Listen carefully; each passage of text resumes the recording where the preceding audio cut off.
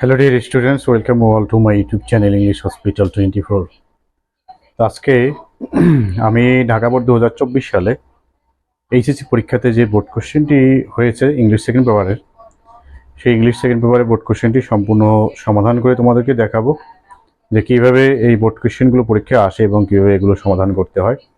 আশা করছি তোমরা যদি ভিডিওটি শুরু থেকে শেষ পর্যন্ত দেখো, আর যেহেতু আমি সম্পূর্ণ বোর্ড কোশ্চেনটি একসাথে সমাধান করেছি, ভিডিওর আকার একটু বড় হবে, তারপরেও তোমরা যদি ধৈর্য সহকারে শুরু থেকে শেষ পর্যন্ত দেখো তাহলে ইংরেজি গ্রামারের বিষয়ে অনেক ইম্পর্টেন্ট কিছু শর্টকাট টেকনিক জানতে পারবে এবং বুঝতে পারবে। তো আমরা যেহেতু এটা এইচএসসি বোর্ড কোশ্চেন সমাধান করছি, তার মানে যে এটা শুধু এইচএসসি শিক্ষার্থীদের জন্য ইম্পর্টেন্ট তা নয়।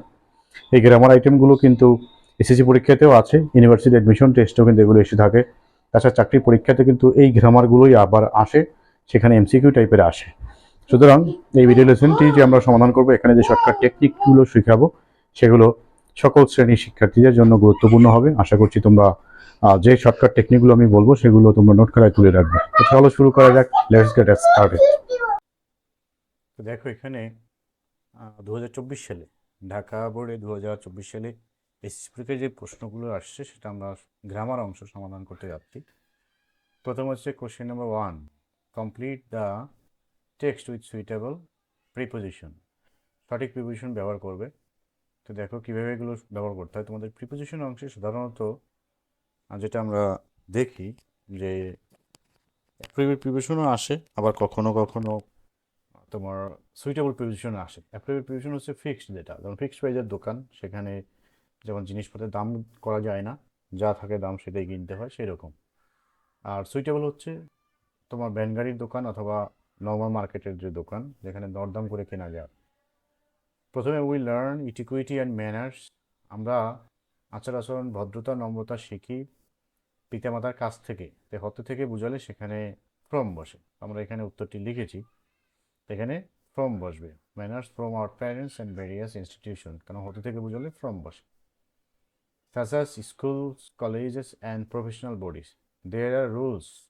রুলসে পরে অফ বসে। There are rules of behaviour, আচার আচরণের কিছু নিয়ম রয়েছে। রয়ের বুঝালে সেখানে অফ বসে। তো এখানে আচার আচরণের, এখানে রয়ের বুঝাচ্ছে, সেজন্য এখানে অফ বসবে।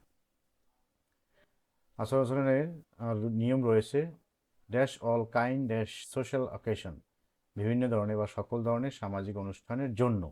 তাহলে এখানে সি নাম্বারের জন্য বোঝাচ্ছে, সেজন্য এখানে ফর বসবে। ফর অল কাইন্ড, কাইন্ডের পরে সবসময় অফ বসে, এটা একটা appropriate. Kind of, sort of, এগুলো হচ্ছে অফ। তাহলে for all kinds of, for all kinds of. তো এখানে অফ হওয়ার কথা, কারণ হচ্ছে আমরা জানি, এখানে আমরা জানি kind of, all kind of বসে। All kind of social occasion and it is important to learn them, এবং এগুলো শেখা অবশ্যই গুরুত্বপূর্ণ। ড্যাশ এভরিডে লাইফ, আমাদের দৈনন্দিন জীবনে। তাহলে জীবন এ যদি বোঝায় তাহলে সেখানে ইন বসে। ইন আওয়ার এভরিডে লাইফ, আমাদের দৈনন্দিন জীবনে এ বোঝালে ইন বসে। এখানে ফরও দেওয়া যায়, আমাদের দৈনন্দিন জীবনের জন্য শেখা দরকার, সেটা এখানে ফর দিলেও হয়। তারপর হচ্ছে the manners that are correct, যে আচরণ সঠিক ওয়েডিং রিসেপশনের জন্য। তাহলে এখানেও জন্য বোঝাচ্ছে, তাহলে এখানেও ফর বলবে। For a wedding reception will not do, সেটা কাজ করবে না। Dash a debating club, debating ক্লাবের মধ্যে। তার এখানে মধ্যে বোঝাচ্ছে বা বোঝাচ্ছে, এখানে ইন বসবে। ইন ডিবেটিং ক্লাব, ডিবেটিং ক্লাবে। দেয়ারফর অতএব we have to be careful, আমাদের অবশ্যই সতর্ক হতে হবে। Dash etiquette and manners, manners সম্পর্কে। তাহলে আমরা জানি যে কেয়ারফুলের পরে অফ বসে, সরি অ্যাবাউট বসে। We have to be careful about etiquette and manners. We know, আমরা জানি how important it is to say please and thank you, আমরা জানি প্লিজ এবং থ্যাংক ইউ বলা কত গুরুত্বপূর্ণ আমাদের দৈনন্দিন জীবনে। তাহলে এখানেও বোঝাচ্ছে, তাহলে এখানেও ইন বসবে। ইন এভরিডে লাইফ, দৈনন্দিন জীবনে। A few more polite expressions, যে আরও কিছু ভদ্রতার অভিব্যক্তি আছে। সাস অ্যাজ, সাসের পরে সবসময় অ্যাজ বসে। সাস অ্যাজ মানে যেমন, সাসের পরে সবসময় অ্যাজ বসে, এটা অ্যাপ্রোপ্রিয়েট এর মতো। তারপর হচ্ছে নাম্বার 2, কোশ্চেন নাম্বার 2। এখানে আমি যেভাবে ব্যাখ্যা দিয়ে বুঝিয়েছি, আশা করছি তোমরা বুঝতে পেরেছো। তোমাকে অবশ্যই অ্যাপ্রোপ্রিয়েট প্রিপোজিশনগুলো মুখস্থ করতে হবে, আর সুইটেবল প্রিপোজিশনগুলো কোনটা প্রেক্ষাপটে কোনটা বসে সেগুলো অবশ্যই জানতে হবে। আমি যে বোর্ড কোশ্চেনগুলো সমাধান করে দিচ্ছি সেগুলো যদি তোমরা সবগুলো দেখো তাহলে সেগুলো বুঝতে পারবে এবং শিখতে পারবে। যেমন জন্য বোঝালে ফর বসে, রয়ের বোঝালে অব বসে, এগুলো হচ্ছে সুইটেবল প্রিপোজিশনের ক্ষেত্রে কিছু ধরাবাঁধা নিয়ম। কোশ্চেন নাম্বার 2 হচ্ছে complete the sentences with suitable phrases and words. Phrases হচ্ছে তোমার কিছু শব্দ গুচ্ছ, মানে কতগুলো শব্দের সমষ্টি যার মধ্যে কোনো ধরনের সাবজেক্ট ভার্ব থাকে না। তাহলে আমরা দেখি এখানে যে শব্দগুলো রয়েছে বক্সে সেগুলোর অর্থ তোমাকে জানতে হবে। ওয়াজ বান জন্মগ্রহণ করা, অ্যাজিভ অর্থ হলো যেন, অ্যাজিভের আরেকটা ভাই রয়েছে সেটা হচ্ছে as though. What does look like মানে দেখতে কেমন। ফার্স্ট ইট লাইক এটা কেমন হয়। তারপর হোয়াট ইফ যদি, হোয়াট ইফ যদি। অ্যাজ সুন অ্যাজ যেমন, লেট অন এটা পারে না আবার ওইটা।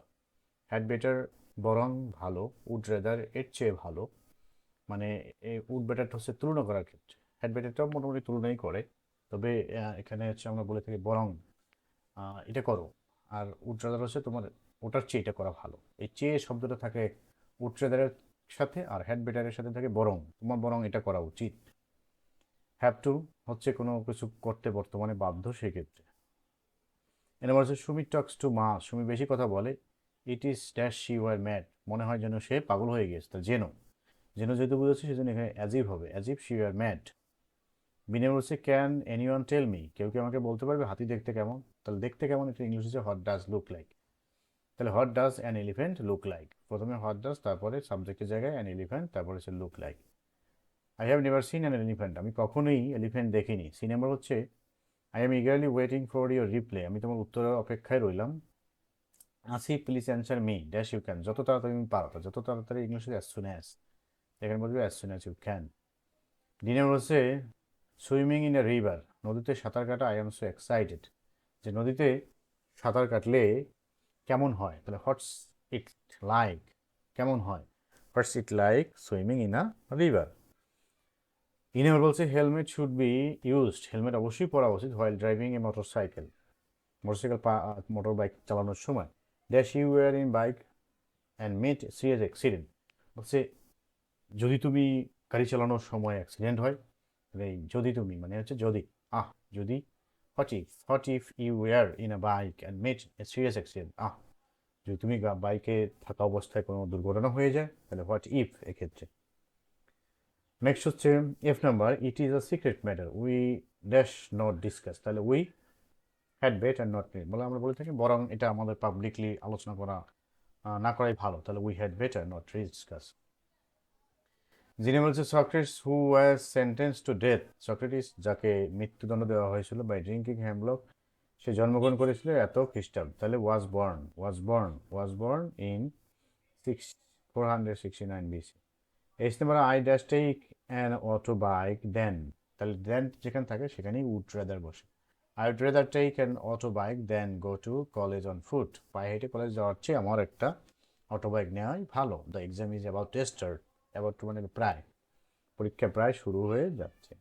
I number sometimes we dash accepts something unwillingly for the sake of peace, শান্তির জন্য আমরা অনেক সময় অনিচ্ছা সত্ত্বেও কিছু কিছু আমাদেরকে গ্রহণ করতে হয়, তাহলে এখানে বাধ্য, তাহলে সেক্ষেত্রে হ্যাভ টু হবে। Sometimes we have to accept something.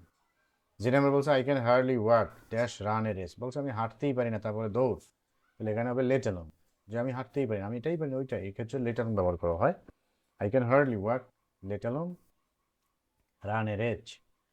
Number 3, এখানে বলা হয়েছে complete the sentence using clauses and phrases. Phrases হচ্ছে কতগুলো শব্দ যেখানে কোনো সাবজেক্ট ভার্ব থাকবে না, আর ক্লোজ হচ্ছে যেখানে শব্দ গুচ্ছ এখানেও, কিন্তু এখানে সাবজেক্ট ভার্ব থাকবে অবশ্যই। যেমন trees are essential for our existence, গাছ আমাদের অস্তিত্বের জন্য প্রয়োজনীয়। So we should plant trees, তাহলে এখানে আমরা সো এর পরে উই শুড প্লান্ট ট্রিজ এটা লিখতে পারি। We have to plant trees এটা লিখলেও হয়। We can't but plant trees, আমরা গাছ না লাগিয়ে পারি না সেটা লিখলেও হয়। অনেক কিছু লেখা যায়, বাট যখন তুমি পারবে লিখতে তখন কিন্তু তোমার সামনে অনেক কিছুর দরজাই খোলা হয়ে যাবে। তারপরে B number, the rats are thinking who will bell the cat, ইঁদুরেরা ভাবতেছিল কে ইঁদুরের বিড়ালের গলায় ঘন্টা বাঁধবে। ফাইনালি সবশেষে দে রিয়েলাইজ দ্যাট, তারা ভেবেছিল যে বা বুঝতে পেরেছিল যে it is easy to say but difficult to tell. এটা আমরা জানি, এরকম একটা কথা রয়েছে আমাদের সাধারণত সমাজে প্রচলিত, যে it is easy to say but difficult to do, বলা সহজ করা কঠিন। তিনি বলছে ওয়েট আনটিল, বের করো যতক্ষণ না I come back. I come back, you should not go out alone, তোমার একা যাওয়া উচিত নয়। তাহলে আমাদেরকে সম্পূর্ণ করতে হবে আই কাম ব্যাক, অপেক্ষা করো যতক্ষণ না আমি ফিরে আসি। দিনে বলছে লাভ ইজ ডিভাইন, ভালোবাসা স্বর্গীয়, you can't find others to love you unless you love them, unless you love them, যে তুমি অন্যদেরকে তোমাকে ভালোবাসতে দেখবে না যদি না তুমি তাদেরকে ভালোবাসো, এটা কিন্তু মিলবে। ইন নাম্বার পাংচুয়ালিটি যে গ্রেট ভার্চু, সময় নিষ্ঠতা বা অধ্যবসায় বড় গুণ। সো ট্রাই দেওয়া, তার মানে হচ্ছে to be punctual. So try to be punctual, যেহেতু এখানে সাবজেক্ট দেওয়া নেই সেই জন্য আমাদেরকে এখানে ট্রাইটাই ভার্ব এবং ভার্বের পরে একটা অতিরিক্ত একটা অংশ যুক্ত করে দিতে হবে। So try to be honest. এখন যদি আমরা লিখি we should try to be honest, সেটা কিন্তু হবে না, কারণ এখানে যেটা দেওয়া আছে সেটাই লিখতে হবে। F number, the patient was so serious and we are looking for a doctor. রোগী এতই সিরিয়াস ছিল যে আমরা ডক্টর খুঁজতেছিলাম। Alas the patient had died before the doctor came. তো বিফোর এর পরে হচ্ছে পাস্ট ইনডিফিনিট টেন্স হয় এবং বিফোরের আগে পাস্ট পারফেক্ট টেন্স হয়। এটাই হচ্ছে গঠন, যে বিফোর যখন থাকবে তখন তার পূর্বে হচ্ছে পাস্ট পারফেক্ট এবং পরে হচ্ছে পাস্ট ইনডিফিনিট। সেখানে তুমি যে কথাই লিখো। The patient had died before we reached the hospital, এটা লিখলেও হবে। উই রিচড অথবা উই ফাউন্ড দ্য ডক্টর, সেটা লিখলে হবে, বাট পাস্ট ইনডিফিনিট টেন্সে লিখতে হবে যে কথাই তুমি লেখো। জিনেমা বলছে she is share is important, কারোর সাথে কোনো কিছু ভাগাভাগি করা গুরুত্বপূর্ণ। তাহলে এখানে শুধু একটা ওয়ার্ড লিখলেই হয়, এখানে কোশ্চেনেও কিন্তু বলা আছে যে ফ্রেজেস লিখলে হবে, মানে একটা শব্দ লিখলেও হবে। তাহলে শেয়ার ইজ ইম্পর্টেন্ট, যে কারোর সাথে কোনো কিছু শেয়ার করা খুবই গুরুত্বপূর্ণ। So teach your children how to share, তোমার সন্তানকে শিখাও কীভাবে কোনো কিছু শেয়ার করতে, মানে কারোর সাথে কীভাবে কোনো কিছু ভাগাভাগি করতে হয়। সেটা অর্থ হতে পারে, সেটা খাবার হতে পারে, কিন্তু ভাগাভাগি করাটা শিখাও। Everybody must be conscious of health, সকলকেই স্বাস্থ্য সম্পর্কে সতর্ক হতেই হবে, বিকজ কারণ হেলথ ইজ ওয়েলথ, এটা হচ্ছে একটি প্রবাদ, স্বাস্থ্যই সম্পদ। আই নাম্বার বলছে the train will start at 10 AM, train সকাল 10টায় শুরু করবে। নাও ইট ইস 9:55 AM, এখন 9:55। সো ওয়াক ফার্স্ট যদি থাকে এবং এখানে যদি লেস্ট থাকে, আমরা জানি লেস্ট যেখানে থাকবে সেখানে অবশ্যই লেস্টের পরে যে অংশটি থাকবে সেখানে আমাদেরকে ব্যবহার করতে হবে সাবজেক্ট ভার্বে শুড অথবা মাইট, তারপর মূল ভার্বের প্রেজেন্ট ফর্ম।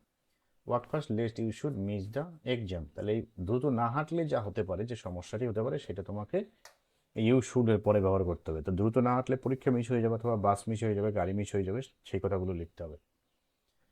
যে number, corruption is a hindrance to the national development, দুর্নীতি হচ্ছে জাতীয় উন্নয়নের ক্ষেত্রে একটি বাধা। It is high time, it is high টাইমের পরে এখানে পাস্ট টেন্স লিখতে হয়। আর যদি আমরা হাই টাইমের পরে পাস্ট টেন্স মানে দ্যাট মিনস সাবজেক্ট ব্যবহার করি তাহলে পাস্ট ইনডিফিনিট টেন্স হবে।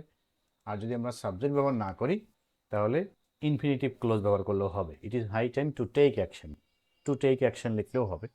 বাট সাবজেক্ট যদি আমরা ব্যবহার করি তাহলে অবশ্যই সেখানে টেক না লিখে টুক লিখতে হবে। এটা হচ্ছে নিয়ম, যে ইট ইজ হাই টাইমের পরে সাবজেক্ট ব্যবহার করলে পাস্ট ইনডিফিনিট টেন্স হবে, আর সাবজেক্ট ব্যবহার না করলে ইনফিনিটিভ ক্লোজ হবে। ইনফিনিটিভ ক্লোজ মানে হচ্ছে টু এর পরে একটি ভার্বের প্রেজেন্ট ফর্ম। নাম্বার 4 হচ্ছে read the text and fill the gaps with the correct forms of verb, যে ভার্বের সঠিক রূপ দিয়ে তুমি এটাকে পূরণ করো। Once upon a time there dash a king who was very fond of dash his future from the astrologers, এই once upon a time যদি থাকে তাহলে সেটা past tense নির্দেশ করে, এটা তোমার এখানে জানার বিষয়। once upon a time অথবা once অথবা last year, last week, that means অতীত সময় নির্দেশক কোনো শব্দ। তো once upon a time অথবা once, ওয়ান ডে, এটা হচ্ছে অতীত সময় নির্দেশক, সেজন্য এখানে পাস্ট ইনডিফিনিট টেন্স হবে। তো পাস্ট ইনডিফিনিট টেন্সের সময় বি ভার্বের জায়গায় আমাদেরকে লিখতে হবে ওয়াজ ওয়ার। তাহলে এখানে যেহেতু দেয়ার, দেয়ারের পর এখানে এ কিং রয়েছে, তো সাবজেক্ট দেয়ার দ্বারা যাকে নির্দেশ করা হবে সে যদি সিঙ্গুলার হয় তাহলে অবশ্যই এখানে আমাদেরকে দেয়ার ওয়াজ ব্যবহার করতে হবে বা ওয়্যার। তো যদি যেহেতু সিঙ্গুলার বোঝায় সেজন্য আমাদেরকে এখানে ওয়াজ ব্যবহার করতে হবে। তাহলে আমরা যদি এখানে ওয়াজ, দেয়ার ওয়াজ এ কিং একজন রাজা ছিল, দেয়ার ওয়াজ এ কিং। আর যদি এখানে মেনি কিংস বলতো তাহলে আমরা ওয়ার লিখতাম। Who was very much fond of, তাহলে এখানে নিয়মটা হচ্ছে টু ছাড়া অন্য কোনো প্রিপোজিশনের পরে যদি ভার্ব বসে তাহলে সেই ভার্বের সাথে আইনজি যোগ করতে হবে। তাহলে আমাদের এখানে যেহেতু প্রিপোজিশন হচ্ছে অফ, সুতরাং এখানে আমাদেরকে ভার্বের সাথে আইনজি যোগ করতে হবে। তাহলে নো এর সাথে আইনজি, knowing. Who was very much fond of knowing his future from the astrologer, যারা জ্যোতিষী ছিল তাদের কাছ থেকে সে ভবিষ্যৎ জানতে চাইতো। এ ফেমাস অ্যাস্ট্রোলজার স্টপ, একজন বিখ্যাত অ্যাস্ট্রোলজার তার বাড়ির সামনে এসে থেমেছিল, যেহেতু অতীতের ঘটনা সুতরাং এখানে হবে থেমেছিল। Stopped at his capital on his way to home, বাড়িতে যাওয়ার সময়। The king called on him to know, এখানে যেমন একটা আমি বলেছিলাম টু ছাড়া অন্য প্রিপোজিশনের পরে ভার্ব হলে সেখানে আইনজি বসে, কিন্তু টু এর পরে যদি ভার্ব বসে তাহলে সেই ভার্বের বেস ফর্ম বসে, মানে ভার্বের যা ফর্ম থাকে সেই ফর্মটাই হুবহু বসে যায়। তাহলে এখানে আমাদের যে রয়েছে নোই বসবে। Know about the future and the astrologer tell him something unpleasant, তাহলে এখানে যেহেতু অতীতের ঘটনা তাহলে এটাও পাস্ট ইনডিফিনিট টেন্স হবে। অতীতের ঘটনার ক্ষেত্রে মূল ভার্বের পাস্ট ফর্ম বসে, এখানে হবে টোল্ড, টেলের পাস্ট ফর্ম হচ্ছে টোল্ড হিম সামথিং আনপ্লিজেন্ট, কিছু অপ্রীতিকর কথা তাকে বলেছিল বা অনাকাঙ্ক্ষিত, মিষ্টি নয় অমধুর, কর্কশ বা রূঢ় কথা বলেছিল, অথবা যেটাকে আমরা বলে থাকি কষ্টের কথা বলেছিল।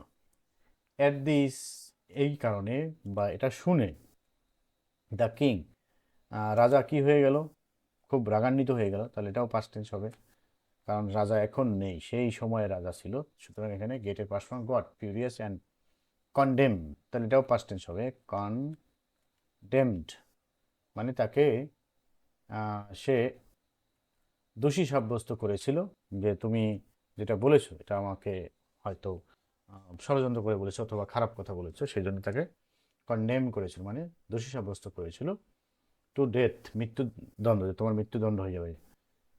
এবং তার লোকদেরকে বললেন সেইং মেন, বলছে এটা বলছে যে men like you live to spoil the peace of the world, বলছে তোমার মতো মানুষকে যদি বাঁচতে দেওয়া হয় তাহলে কী হয়ে যাবে, এই পৃথিবীতে আসলে ধ্বংস হয়ে যাবে, ধ্বংস করা হবে।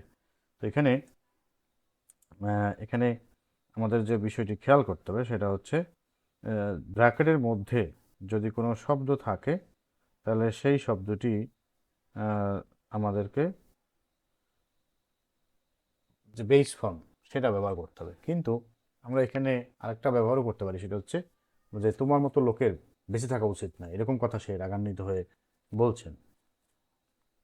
Should not live, men like you should not live, যে তোমার মতো মানুষের বেঁচে থাকা উচিত না, আমরা সাধারণত এরকম বলে থাকি রাগ করে, যে তোমার মতো মানুষের বেঁচে থাকার অধিকার নেই। সো এখানে শুড নট লিভ দিলেও হয়, শুধু লিভ দিলেও হয়, যে men like you should not live to spoil the peace, যে পৃথিবীর শান্তি নষ্ট করার জন্য তোমার মতো মানুষের বেঁচে থাকা উচিত নয়। বাট অ্যানাদার থট ক্রস, তাহলে এখানে অবশ্যই পাস্ট ইনডিফিনিট টেন্স হবে, যে আরেকটা কথা তার মাথায় আসলো, crossed his mind before the astrologer, যে অ্যাস্ট্রোলজারকে বা এই যে লোকটা ছিল তার ওইখানে একটা বিষয় রয়েছে যে তাকে ইসে পাঠানোর পূর্বে, তো এই জায়গায় যেটা আছে লোকটিকে এক্সিকিউশন মানে হত্যার জন্য পাঠানোর পূর্বে, তাহলে এখানে পাঠানো ইংলিশ হচ্ছে সেন্ড, তো আমরা সে যেহেতু অন্য কেউ পাঠিয়েছে, তো যে পাঠিয়েছে তার নাম এখানে শুরুতে দেওয়া নেই, তাহলে এটা প্যাসিভ আকারে লিখতে হবে। আর তার আগে হলো যে এখানে আরেকটা জিনিস আমি এখন খেয়াল করলাম, সেটা হচ্ছে বিফোর রয়েছে, তো বিফোর যখন মাঝখানে থাকে এবং তার আগে পরে যদি দুটো ভার্ব থাকে সেক্ষেত্রে আমাদেরকে বুঝতে হবে যে এটা হচ্ছে বিফোরটা এখানে কনজাংশন, সুতরাং কনজাংশন যদি হয় তাহলে অবশ্যই আমাকে সেই নিয়মে লিখতে হবে যে বিফোরের আগে হলো পাস্ট পারফেক্ট, পরে হবে পাস্ট ইনডিফিনিট, কিন্তু পরেরটা পাস্ট ইনডিফিনিট এবং আমার প্যাসিভ, কারণ কাজটি অন্য কেউ করেছে, যে হ্যাড ক্রসড, আর পরে হলো সেন্ট। সেন্ট হতো যদি সাবজেক্ট শুরুতে উল্লেখ করা থাকতো, যেহেতু যে কাজ করেছে তার নাম উল্লেখ করা নেই, সুতরাং এটা হবে পেসিভ। যদি পেসিভ হয় তাহলে ওয়াজ ওয়ার বসবে, তবে মূল ভার্বের পাস্ট পার্টিসিপল। তো এখানে সাবজেক্ট হচ্ছে সিঙ্গুলার, তাহলে সিঙ্গুলার যেহেতু এই জন্য এখানে ওয়াজ বসবে। Was sent to, sent for execution, তাকে হত্যার জন্য যখন পাঠানো হয়েছিল।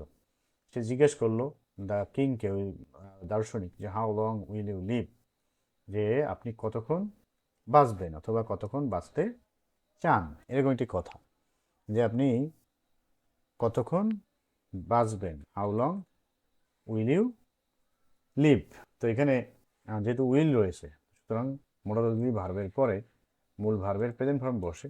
যদি অ্যাক্টিভ ভয়েস হয় তাহলে এখানে এটা অ্যাক্টিভ ভয়েসই, কারণ যে বাঁচবে তার নামটাই রয়েছে এখানে।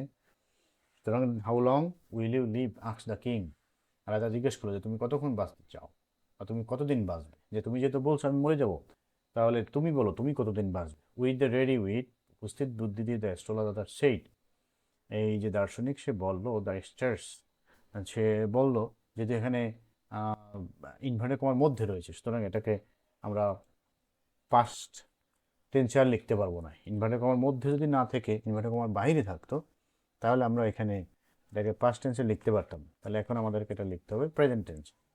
সে যখন বলছে, এখন এই কথাটা আসছিল সে যখন বলছে সেই সব তখনকার কথা, দ্যাট মিনস এটা আমরা চেঞ্জ করিনি, তার মুখের কথাটি এখানে আমরা সরাসরি লিখবো। তাহলে দ্য স্টার্স ডিক্লেয়ার, তারাগুলো বলছে দ্যাট আই শ্যাল ডাই, আমি মারা যাবো, on a week before majesty, মানে তোমার এক সপ্তাহ, তুমি মারা যাওয়ার এক সপ্তাহ আগে আমি মারা যাবো। দ্যাট মিনস যদি এই অ্যাস্ট্রোলজার মরেই যায়, তাহলে অবশ্যই এক সপ্তাহ পরে রাজাও মরে যাবে। এটা তাকে এক ধরনের চালাকি করে ভয় দেখিয়েছে। সো গুড বাই, সুতরাং আপনাকে শুভকামনা, আপনি, আপনাকে রেখে আমি চলে যাচ্ছি। তারপরে হচ্ছে হিয়ার, এখানে ভার্বটি হয়েছে সেন্টেন্সের শুরুতে। সেন্টেন্সের শুরুতেই যদি কোনো ভার্ব বসে, সেই ভার্বের সাথে আইএনজি হয়। হিয়ারিং দিস, এটা শুনে, নিয়মগুলো মনে রাখবে যে ভার্ব যদি সেন্টেন্স শুরুতে হয় তাহলে আইএনজি হয়। তাছাড়া ইনভার্টেড মধ্যে থাকলে সেই সেন্টেন্সগুলোকে সরাসরি ডিরেক্ট স্পিচে লিখতে হবে, এবং সেগুলো তখনকার সময় যেভাবে বলছে সেই সময়, দ্যাট মিনস প্রেজেন্টেড টাইপেরই হয়ে থাকে। Hearing this the king turned পেল, এটা শুনে সে বিবর্ণ হয়ে গেল, লাইক এ ডেড ম্যান, একজন অসুস্থ বা মৃত মানুষের মতন শাউটে, চিৎকার করলেন। ড্রাইভ দিস রেস অ্যাওয়ে, এই শয়তানটাকে এখান থেকে নিয়ে যাও। Let him come here again, যে তাকে এখানে আর আসতে দিও না। এই কথাটাই কিন্তু বলবে, যে তাকে আর এখানে আসতে দিও না। তাহলে না যেহেতু আছে, সুতরাং এখানে নট কাম, নট কাম, আমরা জানি নট কখনো একা বসে না, অক্সিলারি ভার্ব প্রয়োজন হয়। এখানে লেটই হচ্ছে সেই অক্সিলারি ভার্বটি, যে অক্সিলারি ভার্ব এখানে লেট সাধারণত আমরা জানি মডেলের মতো ব্যবহৃত হয়, আর কখনো মূল ভার্বের মতো ব্যবহৃত হয়। তাহলে let him not come here again, এখানে তাকে আর আসতে দিও না। অবশ্যই তোমরা যেভাবে আমি ব্যাখ্যা করেছি বুঝতে পেরেছো আশা করি। না বুঝতে পারলে অবশ্যই সেটাও তোমরা আমাকে কমেন্টে জানিয়ে দেবে। তারপরে এখানে ন্যারেশন রয়েছে, oh my lord please do not kill the child cried the women. তাহলে এখানে তাকে কিন্তু সম্বোধন করেছে, যেহেতু সম্বোধন করেছে তাহলে আমরা এখানে বলবো অ্যাড্রেসিং দ্য কিং। সে এই যে অ্যাড্রেস করছে, কাকে অ্যাড্রেস করছে, সেটা হচ্ছে কিংকে। কি হিসেবে করছে এই মহিলা, মহিলা যেহেতু এই জন্য এখানে হার হবে, মায়ের জায়গায় her. Addressing the king as her lord, as her lord the women,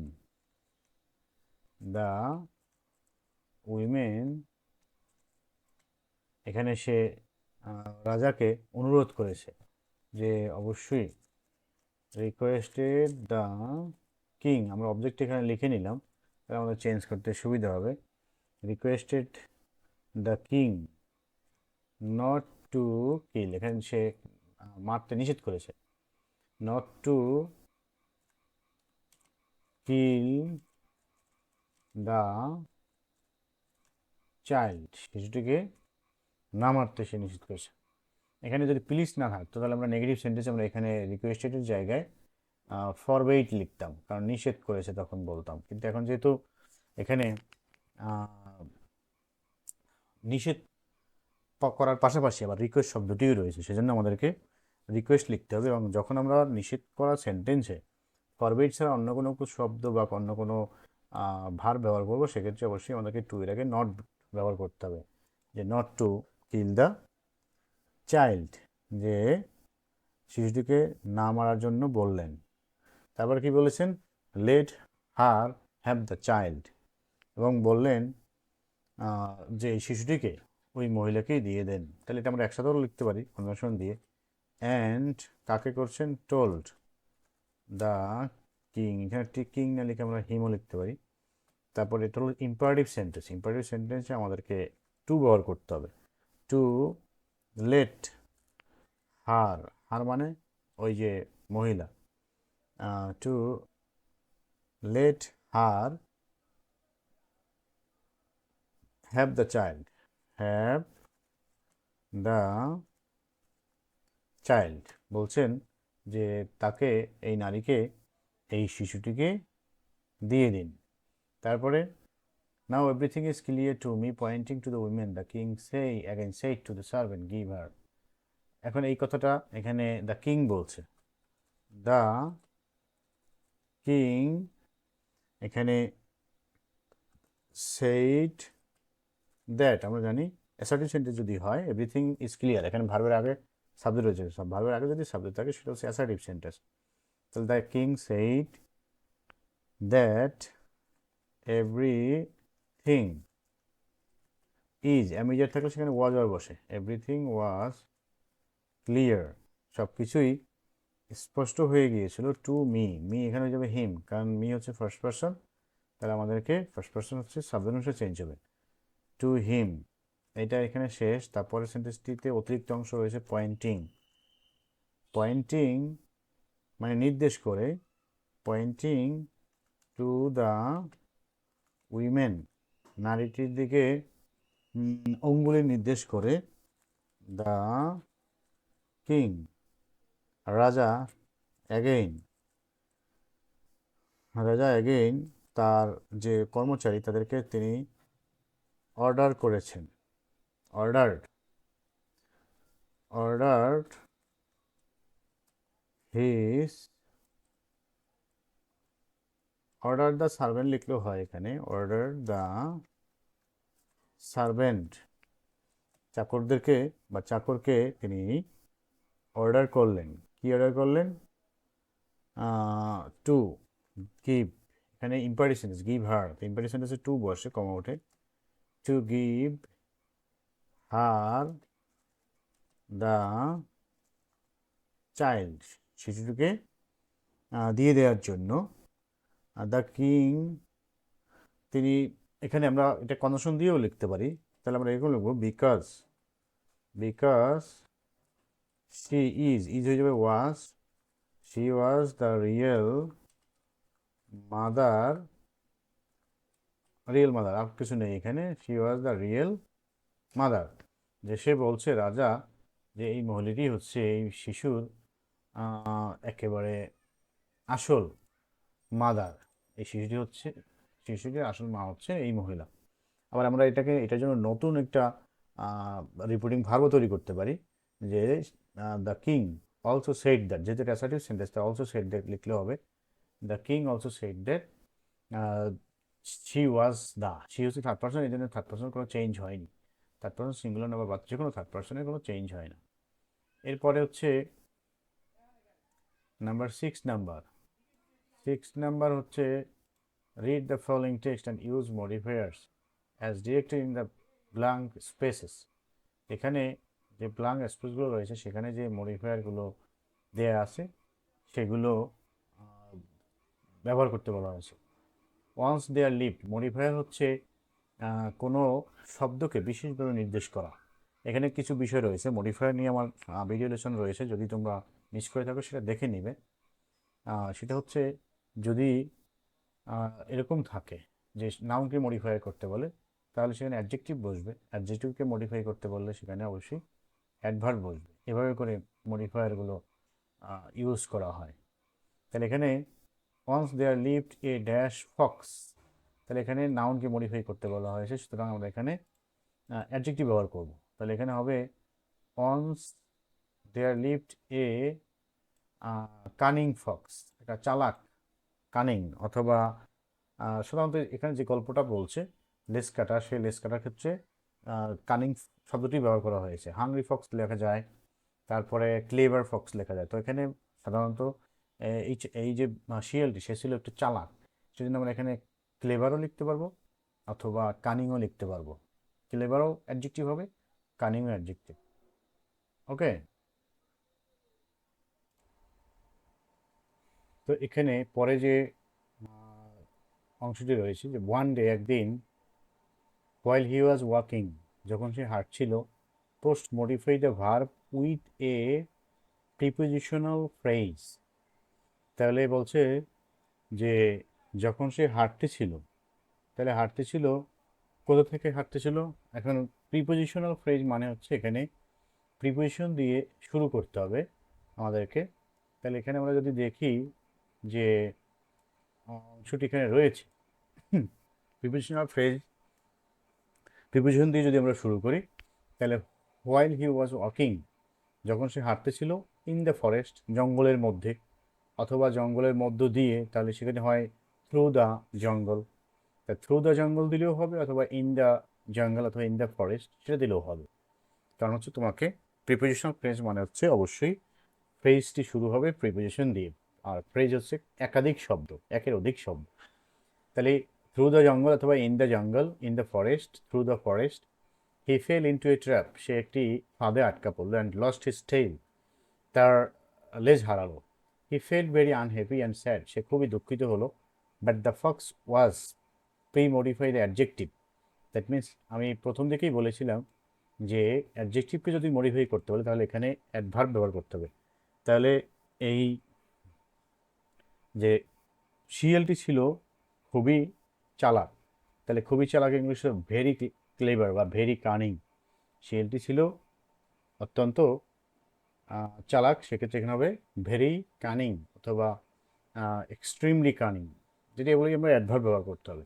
he hit আপন এ প্ল্যান, সে একটি বুদ্ধি করলেন। ইনভাইটেড অল দ্য ফক্সেস, সকল শিয়ালকে দাওয়াত দিল। ড্যাশ ইনফিনিটিভ ফ্রেজ, এখানে ইনফিনিটিভ ব্যবহার করতে হবে। ইনফিনিটিভ মানে হচ্ছে টু টু সহ একটি ভার্বের প্রেজেন্ট ফর্ম। তাহলে to invited all the fox to join a meeting, এটা আমরা ব্যবহার করতে পারি, অথবা to come to a meeting. মোট কথা হচ্ছে এখানে আমাদেরকে ইনফিনিটিভ ব্যবহার করতে হবে এবং ফ্রেজ। ইনফিনিটিভ শুধু শুধু যদি ইনফিনিটিভ বলে তাহলে শুধু টু মিট হবে, অথবা টু জয়েন, অথবা টু কাম, টু অ্যাটেন্ড। কিন্তু যেহেতু ফ্রেজ বলছে সেক্ষেত্রে এর সাথে আরও একের অধিক শব্দ যুক্ত করে দিতে হবে। তাহলে he invited all the foxes to join a meeting, অথবা to come to a meeting, অথবা to participate in a meeting, এটা লিখলেও হবে। এটাকে বলা হয় infinitive phrase. When all the foxes arrived, যখন সকল শিয়ালেরা আসলো। দ্য ফক্স, এই শিয়ালটি ইউজ অ্যান অ্যাপোজিটিভ, তাহলে অ্যাপোজিটিভ হচ্ছে অতিরিক্ত অংশ, তাহলে নাউনের অ্যাপোজিটিভ ব্যবহার করতে বলা হয়েছে। তাহলে নাউনের অ্যাপোজিটিভ হচ্ছে যেটা, সেটা হচ্ছে নাউন সম্পর্কে অতিরিক্ত তথ্য।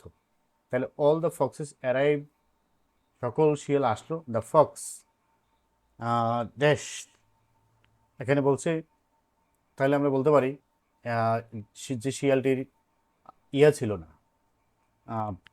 লেজ ছিল না। The Fox lost the tail, যে যে শিয়ালটি লেজ হারিয়েছিল। অথবা the Fox without the tail, যে শিয়ালটির লেজ ছাড়া ছিল সেটি। সেইড, বলল। তাহলে যদি কোনো নাউনের অ্যাপোজিটিভ লিখতে বলে তাহলে অবশ্যই সেই নাউন সম্পর্কে অতিরিক্ত তথ্য দিতে হবে। তাহলে দ্য ফক্স, এই ফক্স সম্পর্কে আমরা অতিরিক্ত তথ্য দিলাম। লস্ট দ্য টেইল, অথবা উইদাউট দ্য টেইল, অথবা an loser of the tail, সেটা লিখলেও হবে, যে loser of the tail. Said বললেন, মাই ফ্রেন্ড, আমার বন্ধুরা, এখানে ফ্রেন্ডস হল, মাই ফ্রেন্ডস, আমার বন্ধুরা, I have discovered a new thing, আমি একটি নতুন জিনিস আবিষ্কার করেছি। ইট ইজ দ্যাট, এটা হলো use positive to modify the noun, তাহলে এখানে নাউনকে মডিফাই করতে হয় অ্যাডজেক্টিভ দিয়ে। এখানে বলেই দিয়েছে যে আমরা কি দিয়ে মডিফাই করব। এখানে মডিফাই করতে সরাসরি বলে দিয়েছে যে এটাকে মডিফাই করতে পজিটিভ ব্যবহার করতে হবে। পজিটিভ প্রোনাউন হচ্ছে মাই, আওয়ার, দেয়ার, হিজ, আর। তাহলে এখানে আমরা it is that dash tails are quite useless. আমার লেস অব্যবহৃত, অপ্রয়োজনীয়, অথবা আমাদের লেস। তাহলে এখানে যেহেতু টেলস বলছে, যদি মাই বলতো তাহলে একটা টেল বলতো, কিন্তু যেহেতু টেলস বলছে সুতরাং এখানে আওয়ার লিখতে হবে। কারণ আমাদের আমাদের প্রোনাউন হচ্ছে আওয়ার, মানে পজিটিভ প্রোনাউন। তাহলে আওয়ার টেলস, আমাদের লেস, আর কোয়াইট ইউজলেস, অব্যবহৃত, অপ্রয়োজনীয়। দে লুক, এগুলো দেখতে, এখানে বলছে আগলি অ্যান্ড ডার্টি টু, এগুলো দেখতে কুৎসিত এবং নোংরা। তাহলে অ্যাডজেক্টিভকে মডিফাই করতে বলছে, তো অবশ্যই এখানেও আমাদেরকে অ্যাডভার্ব ব্যবহার করতে হবে। তাহলে they look very ugly and dirty, যে ওগুলো দেখতে খুবই নোংরা। So we all should cut off our tails, আমাদের সবারই লেস কেটে ফেলা উচিত। শুডেন্ট উই, তাই নয় কি? আমাদের কি তাই করা উচিত নয়? মোস্ট অফ দেম এগ্রিড, অধিকাংশই রাজি হলো উইথ দ্য কানিং ফক্স, এই ধূর্ত চালাকের কথায়। Post modify the noun with an infinitive, তাহলে এখানে শুধু ইনফিনিটিভ ব্যবহার করতে বলা হয়েছে। একটু আমরা পেয়েছিলাম ইনফিনিটিভ ফ্রেজ, তাহলে ইনফিনিটিভ ব্যবহার করতে বলছে। সকলেই রাজি হয়েছিল কি করতে? টু কাট দেয়ার টেলস, তাহলে এখানে শুধু টু কাট হবে, টু কাট দেয়ার টেলস। তাহলে লেস কাটতে অধিকাংশই রাজি হয়েছিল। But an old and dash Fox, একজন বৃদ্ধ এবং প্রি মডিফাই দ্য নাউন, তা নাউনকে মডিফাই করতে হলে অবশ্যই আমাদেরকে অ্যাডজেক্টিভ ব্যবহার করতে হবে। তাহলে এখানে ওল্ড অ্যান্ড ক্লেভার ফক্স, এখানে অবশ্যই আমরা অ্যাডজেক্টিভ ব্যবহার করব, clever fox or cunning fox, যে চালাক।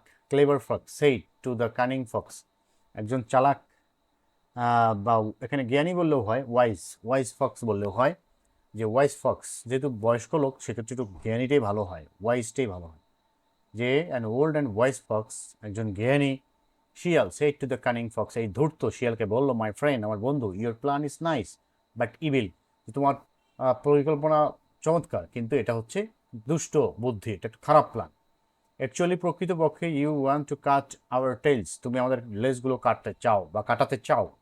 বিকজ, কারণ ইউ হ্যাভ লস্ট, তুমি হারিয়েছো।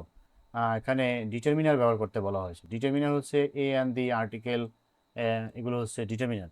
যে you have lost the tail of your own, যে তুমি তোমার নিজের লেসটি হারিয়েছো। তাহলে এখানে যেখানে অফ থাকে তার আগে আমরা সাধারণত দি ব্যবহার করব। কোনো শব্দের পরে অফ থাকলে তার পূর্বে দি, তাহলে এখানে ডিটারমিনার হিসেবে দি ব্যবহার করতে হবে। ডিটারমিনার হচ্ছে এ অ্যান্ড দি, আর্টিকেলগুলোকে ডিটারমিনার বলা হয়। Because you have lost the tail of your own, যে তুমি তোমার নিজের লেসটি হারিয়েছো। এখানে কিন্তু সব কিছু বলে দেয়। আমার একজন ইন্টারমিডিয়েটের যে স্টুডেন্ট রয়েছে তার কাছে সবচেয়ে কঠিন হচ্ছে এই যে ডিটারমিনারের ব্যবহার, মডিফায়ারের ব্যবহারটা হচ্ছে তার কাছে কঠিন। সিম্পল কমপ্লেক্স কম্পাউন্ড পারলেও এটা সে পারে না। এর কারণটা হচ্ছে সে বুঝতে পারে না যে এখানে এই যে ইনফিনিটিভ ফ্রেজ ব্যবহার করতে বলা হয়েছে, আসলে ইনফিনিটিভ জিনিসটি কী। যদিও আমি তাকে এই 1 মাস হয়েছে পড়ানো শুরু করেছি, আস্তে আস্তে সে ডেভেলপ করছে। আশা করছি কিছুদিনের মধ্যেই সে এগুলো রিকভার করতে পারবে, যেহেতু সামনেই তার পরীক্ষা। Question number 7, use appropriate sentence connector in blank spaces of the following passage. Following প্যাসেজের মধ্যে যে শূন্য জায়গা রয়েছে সেখানে কানেক্টর ব্যবহার করতে বলা হয়েছে। তো কানেক্টর হিসেবে আমরা সাধারণত যা দেখি কনজাংশনগুলো ব্যবহৃত হয়, আবার কিছু কিছু কানেক্টরস রয়েছে সেগুলো ব্যবহৃত হয়। তো এখানে দেখো, teaching is a noble profession, যে টিচিং, শিক্ষকতা হচ্ছে একটি খুব মহৎ পেশা। Dash to be a teacher, একজন শিক্ষক হওয়ার জন্য। তাহলে এখানে আমাদেরকে উদ্দেশ্য বুঝিয়েছে, যেখানে উদ্দেশ্য বোঝায় সেখানে আমাদেরকে ক্যারেক্টার হিসেবে ইন অর্ডার টু ব্যবহার করতে হয়। ইন অর্ডার টু, তাহলে যেহেতু টু দেওয়াই আছে তাহলে আমাদেরকে শুধু ইন অর্ডার লিখলেই হবে। In order to be a teacher, শিক্ষক হওয়ার জন্য। One must possess some noble qualities, একজনকে অবশ্যই কিছু ভালো গুণের অধিকারী হতে হবে। Dash he should be student, তাকে অবশ্যই একজন ভালো শিক্ষার্থী হতে হবে। তাহলে এখানে যেহেতু কতগুলো কাজের কথা বলছে, সুতরাং আমরা যেহেতু এটা প্রথম একটি কাজ, তো প্রথম যে কাজটা সেখানে আমরা ফার্স্টলি অথবা অ্যাট ফার্স্ট ব্যবহার করতে পারি। Firstly he should be student অথবা at first he should be a good student. তাকে অবশ্যই একজন ভালো শিক্ষার্থী হতে হবে। যদি কেউ শিক্ষক হতে চায় তাকে স্টুডেন্ট লাইফে অথবা টিচার্স লাইফেও ভালো স্টুডেন্ট হতে হবে, বিকজ তাকে অনেক বেশি পড়াশোনা করতে হবে। That teaching is is related to knowledge, যে টিচিং হচ্ছে বা শিক্ষকতা হচ্ছে জ্ঞানের সাথে জড়িত। তাহলে যেহেতু বুঝিয়েছে এখানে, তা যদি যেহেতু বলে সেখানে আমরা অ্যাজ সিন্স বিকজ ব্যবহার করতে পারবো। তো যেহেতু শুরুতে শুরুতে হলে আমরা সাধারণত অ্যাজ অথবা সিন্স ব্যবহার করে থাকি। তাহলে since teaching is related to knowledge অথবা as teaching is related to knowledge he can not acquire knowledge dash he is a student. যে যদি সে জ্ঞান অর্জন করতে পারবে না, কেন পারবে না? যদি না সে শিক্ষার্থী হয়। তাহলে শিক্ষক হতে হলে অবশ্যই তাকে আগে শিক্ষার্থী হতে হবে। তাহলে যদি না, আর ইংলিশ হচ্ছে আনলেস, তো ডি নাম্বার এখানে আনলেস ব্যবহার করতে হবে। He cannot acquire knowledge unless he is student, যদি সে শিক্ষার্থী না হয়। Dash a teacher thinks dash a teacher he cannot be good teacher. তাহলে যদি একজন শিক্ষক মনে করে সে সব কিছুই জানে, তাহলে সে অবশ্যই ভালো শিক্ষক হতে পারবে না। তা যদি ইংলিশ হচ্ছে ইফ, ইফ এ টিচার, যদি একজন শিক্ষক থিংস মনে করে যে, যে ইংলিশ হচ্ছে দ্যাট, থিংস দ্যাট, সে মনে করে যে, তাহলে মনে রাখতে হবে কোনটার ক্ষেত্রে কোন কানেক্টরস ব্যবহার করতে হয়, সেগুলো কিন্তু আমি এখানে বলে দিচ্ছি। যে যদি বুঝালে সেখানে ইফ বসে, আর যে বুঝালে সেখানে দ্যাট বসে। If A teacher things that, যদি একজন শিক্ষক মনে করেন যে হি নোস এভরিথিং, তিনি সব কিছুই জানেন, he cannot be a good teacher, সে একজন ভালো শিক্ষক হতে পারবেন না। Dash thirst for knowledge is the second best quality. তাহলে এখানে আমরা বলতে পারি, যেহেতু আগে একটা ফার্স্টলি ব্যবহার করা হয়েছে, তাহলে এখানে আমরা সেকেন্ডলি ব্যবহার করতে পারি। দ্বিতীয়ত থার্স্ট ফর নলেজ, জ্ঞানের জন্য অনেক বেশি তৃষ্ণা হচ্ছে দ্বিতীয় একজন শিক্ষকের দ্বিতীয় অন্যতম গুণ, দ্বিতীয় অন্যতম গুণ বা সবচেয়ে ভালো গুণ। তার দ্বিতীয়ত, প্রথমত বোঝালে ফার্স্টলি বসে, দ্বিতীয়ত বোঝালে সেকেন্ডলি বসে। Dash teacher should B psychologist, একজন শিক্ষককে মনোবিজ্ঞানী হতে হবে। তাহলে আমাদের এখানে আমরা জানি যে চতুর্থত আমরা ব্যবহার করতে পারি। তাহলে ফোর্থলি টিচার, আমরা থার্ডলি যদি ব্যবহার করে থাকি তো ফোর্থলি, এখানে সরি আমরা থার্ডলি ব্যবহার করিনি, তাহলে এখানে হবে thirdly. Thirdly a teacher should be a psychologist, একজন শিক্ষককে হতে হবে মনোবিজ্ঞানী। Different students have different ways of learning, ভিন্ন ভিন্ন শিক্ষার্থীর ভিন্ন ভিন্ন শেখার ধরন রয়েছে বা পথ রয়েছে। সুতরাং, তাহলে বা সুতরাং ক্ষেত্রে আমরা এখানে বলে থাকি সো অথবা দেয়ার ফোর, তাহলে আমরা এখানে সো ব্যবহার করতে পারি অথবা therefore. So the teacher needs to teach his students by studying their psychology, মন বুঝে তাকে শেখাতে হবে। তাহলে আমরা এখানে বলতে পারি সো অথবা দেয়ার ফোর।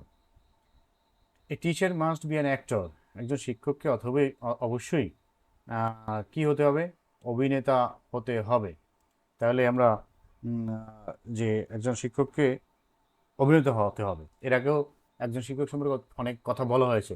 অতিরিক্ত যখন কোনো ব্যক্তি সম্পর্কে তথ্য দেওয়া হয়, সেখানে আমরা মোরওভার ব্যবহার করতে পারি অথবা বিসার্চ অথবা ফার্দারমোর। তাহলে আমরা এখানে যদি তার আগে টিচার হতে হলে কি কি করতে হবে সেগুলো এখানে বলা হয়েছে, সুতরাং আমরা এখানে এটা বলতে পারি ফার্দারমোর। দেখি এর আগে মনে হয় আরেকটা শব্দ রয়ে গিয়েছে, ফোর্থলি। চতুর্থত, এ teacher should have a good delivery, হ্যাঁ আরেকটা লাইন রয়ে গিয়েছিল, ডেলিভারি পাওয়ার, তার অবশ্যই ভালো ডেলিভারি পাওয়ার থাকতে হবে, মানে ক্ষমতা থাকতে হবে। His voice should be clear, তার ভয়েস হতে হবে স্পষ্ট, স্পষ্ট হতে হবে তার ভয়েস। তাহলে একই রকম যদি শব্দ হয়, সেক্ষেত্রে একই রকম শব্দ এন্ড দিয়ে যুক্ত হয়। তাহলে এখানে আমরা যেটা বলেছি যে তার সম্পর্কে অতিরিক্ত একটা তথ্য দেওয়া হয়েছে, সুতরাং এখানে মোরওভার ব্যবহার করা হবে। মোরওভার, তার কণ্ঠ হতে হবে স্পষ্ট, কণ্ঠ স্পষ্ট হতে হবে, এটা একটা অতিরিক্ত তথ্য, এই জন্য আমরা এখানে মোরওভার অথবা further more besides his voice should be clear and artistic. তাহলে ক্লিয়ার অ্যান্ড আর্টিস্টিক, কারণ এখানে ক্লিয়ার অ্যান্ড আর্টিস্টিক কেন হবে? কারণ হচ্ছে একই রকম শব্দ, একই রকম শব্দ যখন যুক্ত হবে সেখানে অ্যান্ড ব্যবহার করতে হবে। His voice should be clear and artistic. Dash a teacher must be an actor. এছাড়াও আবার অতিরিক্ত তথ্য দিয়েছে, তাহলে এখানেও এটাই হবে। Moreover, moreover A teacher must be an actor. একজন শিক্ষককে অ্যাক্টর হতে হবে। Dash he needs to behave according to the classroom situation. কারণ কি? তাকে ক্লাসরুমের পরিস্থিতি অনুযায়ী কথা বলতে হয়, আচরণ করতে হয়, সেজন্য এটা তার এক ধরনের অভিনয়। তাহলে যেহেতু কারণ বলছে, কারণ বোঝালে সেখানে বিকজ বসে, তাহলে মোরওভার এ টিচার মাস্ট বি অথবা বিসাইডস, ফার্দার মোর, আমরা এই অল্টারনেট করে ব্যবহার করতে পারবো।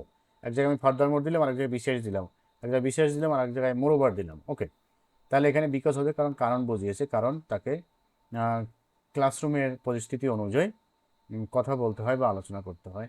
And dash a teacher must B a good human being. সর্বোপরি, সর্বোপরি একজন শিক্ষককে ভালো মানুষ হতে হবে। তাহলে সর্বোপরি ইংলিশ হচ্ছে ফাইনালি অথবা অ্যাবাভ অল। অ্যাবাভ অল ব্যবহার করতে পারি, অথবা ফাইনালি, সব শেষে একজন শিক্ষককে ভালো মানুষ হতে হবে। ওকে, আশা করছি তোমরা বুঝতে পেরেছো কানেক্টরস কীভাবে কোথায় ব্যবহার করতে হয়। অবশ্যই তোমাকে সকল কানেক্টরসগুলোর অর্থ জানতে হবে এবং প্যাসেজটির অর্থ জানতে হবে, তাহলে তুমি এগুলো ব্যবহার করতে পারবে। আমি কতগুলো কানেক্টরস দিয়েছি আমার চ্যানেলে, সেটা তোমরা সবগুলো অর্থ সহ দেখে আসতে পারো, তাহলে অবশ্যই ভালোভাবে বুঝতে পারবে। নেক্সট হচ্ছে 8 নম্বরে, read the passage and write the antonym and synonym of the words directed. এই শব্দগুলোর সমার্থক শব্দ এবং বিপরীত শব্দ ব্যবহার করতে হবে। তো এখানে রয়েছে ওয়াল। অল শব্দের অ্যান্টোনিম, অল শব্দের অ্যান্টোনিম হচ্ছে, অল বলতে আমরা বুঝি সবাই, আর এর বিপরীত শব্দ হচ্ছে নান। অল শব্দের বিপরীত শব্দ হচ্ছে নান। নান মানে কেউ না, সবাই আবার কেউ না। ড্রিম হলো স্বপ্ন, স্বপ্নের সমার্থক শব্দ দিতে বলছে। স্বপ্নটা আসলে সমার্থক শব্দ হচ্ছে, আমরা বলে থাকি হ্যালুসিনেশন। হ্যালুসিনেশন মানে হচ্ছে স্বপ্ন, যেটা মানুষ ঘুমের মধ্যে দেখে, সেটাকে বলি আমরা হ্যালুসিনেশন। ড্রিম এর সমার্থক শব্দ হচ্ছে হ্যালুসিনেশন। জেনারেলি, সাধারণত, সাধারণত ইংলিশ হচ্ছে নর্মালি বলতে পারি আমরা, তারপরে অকেশনালি বলা যায়, রেয়ারলি বলা যায়। যে জেনারেলি, নর্মালি অথবা অকেশনালি, যেটা সাধারণত একেবারে অল্প পরিমাণে। এটা হচ্ছে অ্যান্টোনিম। জেনারেলি, জেনারেলি অ্যান্টোনিম হচ্ছে, সরি, জেনারেলি অ্যান্টোনিম যদি আমরা বলি তাহলে অবশ্যই অকেশনালি হবে, মানে মাঝে মাঝে। জেনারেলি মানে সবসময় যেটা হয় এরকম বলা যায়। জেনারেলি আর নর্মালি একই কথা। আর এর বিপরীত শব্দ হচ্ছে রেয়ারলি অথবা অকেশনালি অথবা হার্ডলি, খুব অল্প পরিমাণে হয় যেটা। এপিয়ার, এপিয়ারের অ্যান্টোনিম হচ্ছে ডিজেপিয়ার। এপিয়ার মানে হচ্ছে হাজির হওয়া বা উপস্থিত হওয়া, আর ডিজেপিয়ার মানে হচ্ছে হারিয়ে যাওয়া। স্লিপ হলো ঘুমানো, এর অ্যান্টোনিম বিপরীত শব্দ, বিপরীত শব্দ হচ্ছে সচেতন থাকা বা জেগে থাকা। সেক্ষেত্রে আমরা বলতে পারি কনসাস। কনসাস মানে হচ্ছে সচেতন। তো এরপর হচ্ছে শর্ট। শর্ট অর্থ হচ্ছে কম, অল্প বা খাটো। তা শর্টের বিপরীত শব্দ হচ্ছে ব্রিফ, মানে সংক্ষিপ্ত, অথবা সামারাইজড অথবা টাইনি। টাইনি হলো ছোট, যেহেতু সিনোনিম বলছে। শর্ট, স্মল, টাইনি, তারপরে হচ্ছে তোমার ব্রিফ সংক্ষিপ্ত, সামারাইজড অর্থ সংক্ষিপ্ত। লং, লং মানে হচ্ছে বড়, এর সিনোনিম হচ্ছে লেন্দি, বড়। সামটাইমস অর্থ হচ্ছে মাঝে মাঝে, এর অ্যান্টোনিম হচ্ছে প্রায়ই, যেটা। তাহলে আমরা বলতে পারি অলওয়েজ, এখানে অ্যান্টোনিম বলছে সামটাইমস, মাঝে মাঝে, সেক্ষেত্রে আমরা অলওয়েজ বললেও হয়। আবার সামটাইমসের একটা বিপরীত শব্দ রয়েছে নেভার, মানে কখনোই না। সামটাইমস মানে মাঝে মাঝে, আবার যদি আমরা বলি নেভার, কখনোই না, সেটাও হয়। নাইট হচ্ছে রাত, এটার সিনোনিম হচ্ছে যেটাকে আমরা বলে থাকি বেড টাইম, মানে ঘুমানোর সময়, যেটা নাইট। যদি বিপরীত বলে তো আমরা ডে লিখতাম। রিয়েলি হলো সত্যি, এটার সিনোনিম লিখতে বলছে। তো রিয়েলি এর সিনোনিম হচ্ছে ইনফ্যাক্ট। ইনফ্যাক্ট বললেও হয়, আবার অ্যাকচুয়ালি বললেও হয়। এরপর হচ্ছে যদি আমরা অ্যাবসলিউটলি বলি তাহলেও সেটাও হবে। নেক্সট হচ্ছে রোমান্টিক। রোমান্টিক এর বিপরীত শব্দ হচ্ছে আনরোমান্টিক অথবা বোরিং। আনরোমান্টিক অথবা বোরিং। হরিবল, হরিবল হচ্ছে ভয়ঙ্কর। এর সিনোনিম হচ্ছে আমরা বলতে পারি ডেঞ্জারাস, ডেঞ্জারাস অথবা টেরিফাইং, ডেঞ্জারাস অথবা টেরিফাইং। শুধু তোমার বিপরীত শব্দটা লিখলেই চলবে। এক্সট্রিম, এক্সট্রিম মানে হচ্ছে সবচেয়ে বেশি, তীব্র। তাহলে এখানে এটার সমার্থক শব্দ লিখতে বলছে, তাহলে সিভিয়ারলি, এক্সট্রিমলি, সরি এক্সট্রিমলি, যেহেতু এলওয়াই তার মানে যে শব্দটা বসবে সেটার সাথে এলওয়াই হবে। এক্সট্রিমলি, সিভিয়ারলি অথবা ইমেন্সলি মানে প্রচুর পরিমাণে, এক্সট্রিমলি, সিভিয়ারলি অথবা ইমেন্সলি। এবার হচ্ছে নাইট মেয়ার। নাইট মেয়ার হলো রাতের স্বপ্ন, এটা বিপরীত শব্দ লিখতে বলছে। তো নাইট মেয়ার মানে দিবা স্বপ্ন। এক্ষেত্রে আমরা বলতে পারি রিয়েলিটি। যেটা আমরা দিবা স্বপ্ন সেটার ক্ষেত্রে বিপরীত শব্দ আমরা বলতে পারি রিয়েলিটি মানে বাস্তবতা। দুঃস্বপ্নের বিপরীত হচ্ছে বাস্তবতা, মানে যেটা বাস্তবে ঘটছে। পরে হচ্ছে use punctuation marks in the following 15 years. এখানে নাকি 14টি ভুল আছে, আমরা দেখি কোথায় 14টি ভুল। তো প্রথমত সুমি সেই টু রুমি, এরপর এখানে একটা কমা বসবে। তারপরে হচ্ছে যে এটা হচ্ছে যেহেতু কারো বক্তব্য, সুতরাং বক্তব্যটির ক্ষেত্রে যেটা আমাদেরকে এখানে ব্যবহার করতে হবে সেটা হচ্ছে ইনভার্টেড কমা ব্যবহার করতে হবে। তাহলে আমরা যদি ইনভার্টেড কমা ব্যবহার করি, ইনভার্টেড কমার প্রথম অক্ষরটি বড় হাতের হবে। যেহেতু আমি লেখার পরে এখন ব্যবহার করছি সেই জন্য এখানে এই যে উদ্ধরণ চিহ্নটা সেটা কিন্তু একটু ব্যতিক্রমভাবে আসছে। যাই হোক, এখানে উদ্ধরণ চিহ্ন হবে। What will you do after your HSC. তাহলে এখানে এইচএসসি শব্দটি বড় হাতের হবে, কারণ এইচএসসি হচ্ছে সংক্ষেপে লেখা হয়। কোনো শব্দ সংক্ষেপে লেখা হলে সেটা বড় হাতের হবে। আফটার এইচএসসি এক্সাম, যে তোমার এইচএসসি পরীক্ষার পরে তুমি কি করবে, এটা হচ্ছে একটি প্রশ্নবোধক চিহ্ন, কারণ এটা প্রশ্নবোধক বাক্য, প্রশ্নবোধক চিহ্ন দিতে হবে। যে প্রশ্ন করেছে তার কিন্তু এখানে প্রশ্নটি যেহেতু শেষ, সেখানে আমাদেরকে ইনভার্টেড কমাও শেষ করতে হবে। এবারে যে বলছে সে বলছে হলো আই উইল, তা কারো বক্তব্য যদি হয় সেটাও ইনভার্টেড কমার মধ্যে থাকবে। ইনভার্টেড কমার মধ্যে প্রথম অক্ষরটি বড় হাতের হবে, সেটা এখানে আই, আই, আই উইল। এখানে কিন্তু উইলের ডব্লিউ নেই, তো যেখান থেকে কোনো একটি অক্ষর বাদ দেওয়া হবে সেই অক্ষরের জায়গায় কিন্তু আমাদেরকে অ্যাপোস্ট্রফি ইউজ করতে হবে। তাহলে I will take preparation for varsity admission, যে আমি ভার্সিটির এডমিশন টেস্টের জন্য প্রস্তুতি নেব। তাহলে এখানে সেন্টেন্সটির অর্থ শেষ, সুতরাং আমাদেরকে এখানে যে কাজটি করতে হবে ইনভার্টেড কমা শেষ করতে হবে এবং একটি ফুল স্টপ দিতে হবে। তারপর বলছে যে তুমি কি করতে চাও। তাহলে যেহেতু সে আবার বক্তব্য শুরু হয়েছে, তো বক্তব্য শুরু হলে সেখানে ইনভার্টেড কমা শুরু করতে হবে। ইনভার্টেড কমার মধ্যে প্রথম অক্ষরটিকে বড় হাতের দিতে হবে, সুতরাং এখানে ডব্লিউ বড় হতে হবে। ফার্স্ট, ফার্স্ট মানে হলো হোয়াট ইজ, তাহলে এখানেও কিন্তু আমরা দেখতে পাচ্ছি ইজ এর আই নেই, তাহলে এখানে আমাদেরকে অ্যাপোস্ট্রফি ইউজ করতে হবে। ফার্স্ট অ্যাবাউট ইউ, তোমার সম্পর্কে কি। তাহলে এখানে প্রশ্ন করেছে, প্রশ্ন চিহ্ন হবে এবং বক্তব্য এখানে শেষ, ইনভার্টেড কমাও শেষ করতে হবে। সেইড রুমি, তো যখন এই বক্তা শেষে থাকবে তখন এই বক্তার পরে ফুল স্টপ ব্যবহার করতে হবে। এখন আমরা দেখি 14টি ভুল কোথায় কোথায় ছিল। যেহেতু 14টি এররের কথা বলছে, তাহলে আমরা এখানে দেখতে পাচ্ছি এখানে রয়েছে 2টি, তার পাশে এই যে একটি বড় হাতের অক্ষর, এটা একটি, 3টি, তারপরে এখানে ছিল এই যে বড় হাতের অক্ষরের ব্যবহার, এই হলো 4টি, প্রশ্নবোধক চিহ্ন এবং ইনভার্টেড কমা শেষ, 4 আর 2 6। তারপর এখানে হলো 2টা পাংচুয়েশনের ব্যবহার, একটা হচ্ছে ইনভার্টেড কমা, একটা হচ্ছে অ্যাপোস্ট্রফি। এরপর হচ্ছে আই বড় হাতের অক্ষর, এটাও একটি ভুল। এবার এখানে হচ্ছে ফুল স্টপ ব্যবহার এবং পাংচুয়েশন, যে ইনভার্টেড কমা শেষ সেটার একটি ব্যবহার। এবার এখানে আবার বড় হাতের অক্ষর এবং ইনভার্টেড কমা শুরু, সেটাও ভুল ছিল। তারপরে এখানে আবার অ্যাপোস্ট্রফি ব্যবহার, এখানে হচ্ছে কোশ্চেন মার্ক এবং ইনভার্টেড কমা শেষ করতে হবে, সেটার একটি ভুল। এখানে ফুল স্টপ দেওয়া ছিল না, সেটার একটি ভুল। আমরা মোট দেখি এখানে 14টি ভুলই রয়েছে। 14টি ভুল সঠিক করতে পারলে তোমাকে 7 মার্কস দেওয়া হবে। এখান থেকে যত কম পাবে তত কম মার্কস দেওয়া হবে। তা আশা করছি তোমরা বুঝতে পেরেছো। 2024 সালে যে প্রশ্নটি এসেছিল সম্পূর্ণ আমরা এখানে সমাধান করেছি। তোমরা এভাবে বোর্ড কোশ্চেন সমাধান পেতে চাইলে অবশ্যই চ্যানেলটি সাবস্ক্রাইব করে বেল বাটন চালু করে রাখবে। তাতে তোমার যে কোনো সময় ভিডিও লেসন আপলোড করলে তুমি নোটিফিকেশন সর্বপ্রথম পেয়ে যাবে। এবং এই যে সমাধান করলাম, এরকম সমাধান অসংখ্য আমার চ্যানেলে রয়েছে, সেগুলো তোমরা দেখবে এবং অন্যদের সাথে শেয়ার করবে। বিভিন্ন ফেসবুক গ্রুপে এই ভিডিও লিঙ্কগুলো শেয়ার করবে, তাহলে তোমাদের প্রতি আমার এই অনুরোধ থাকবে, এবং তোমরা যদি সেটা করো তাহলে এই চ্যানেলের প্রতি তোমাদের কৃতজ্ঞতা প্রকাশ করা হবে। Thanks for watching, thanks to all.